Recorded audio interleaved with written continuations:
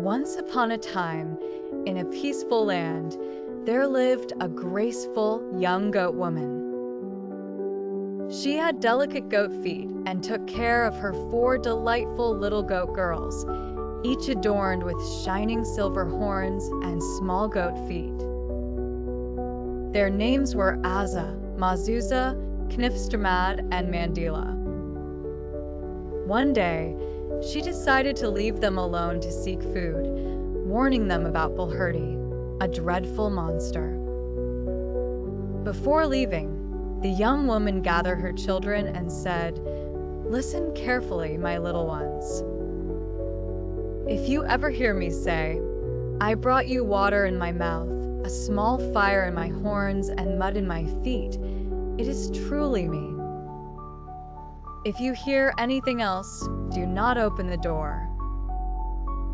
She repeated the code several times, training them to recognize her voice. Unbeknownst to her, Bilhurti was lurking nearby, listening attentively. As fate would have it, Bilhurti surprised the young woman and mimicked her voice. Thinking it was their mother, the children opened the door, and Bilhurti quickly devoured them, cursing their childish trust. When the young woman returned and discovered her children were missing, she believed they were still alive inside Bilhurti's belly. Determined to save them, she sought help from Al-Haddad, an old blacksmith. She explained, "I need my horns sharpened because Bilhurti has swallowed my 4 little girls, and I must confront him to save them." The blacksmith agreed to help, but only if she brought him some coal for his forge. The young woman then went to the coal merchant and said, "I need coal to give to the blacksmith, who will sharpen my horns so I can save my children from Bilhurti." The coal merchant promised to provide her with coal in exchange for grapes. Rushing to the vintner, she explained, "I need your grapes to exchange for coal to help the blacksmith sharpen my horns, which is necessary to save my children from Bilhurti." However, the vintner insisted on getting water in return.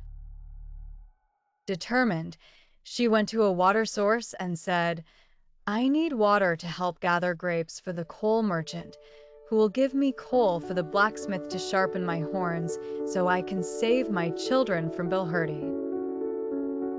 The water source agreed to provide water, but insisted on getting music from the musicians first. Approaching the musicians, she explained, "If you play music for the water source, I can get the water needed for the grapes to exchange for coal to give to the blacksmith.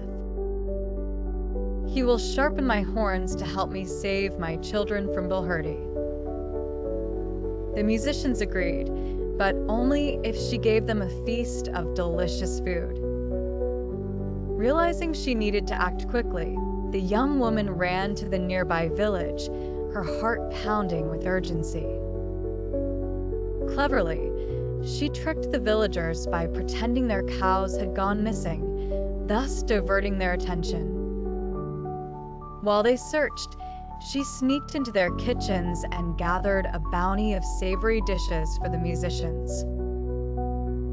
Satisfied with her offerings, the musicians played sweet melodies for the water source, which finally provided her with water. With the water, she collected the grapes and rushed back to the coal merchant for the coal. After obtaining it, she returned to the blacksmith and said, "Here is the coal.